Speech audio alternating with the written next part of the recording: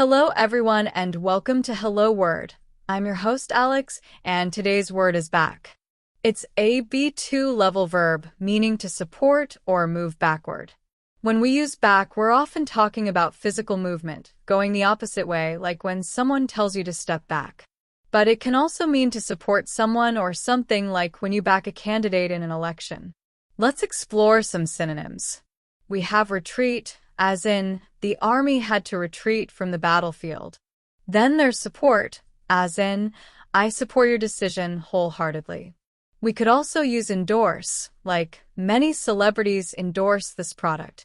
On the flip side, we have antonyms like advance. In the sentence, they decided to advance their position. Another antonym is oppose. For example, I oppose this idea.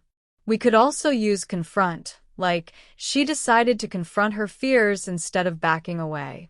In everyday life, we might say, I've got your back, meaning, I will support you. Or, please back up the car, meaning drive in reverse. Let's see how we can use back in phrases and sentences. I need to back up my data before the system crashes. She always had his back during the difficult times. He took a step back to get a better view of the painting. She wants to back out of our agreement. He tried to back the car into the tight parking spot. Well, that's all the time we have for today. We covered how back, a B2 level verb, can mean to support or move backward. Learn some synonyms such as retreat, support, and endorse, and antonyms like advance, oppose, and confront.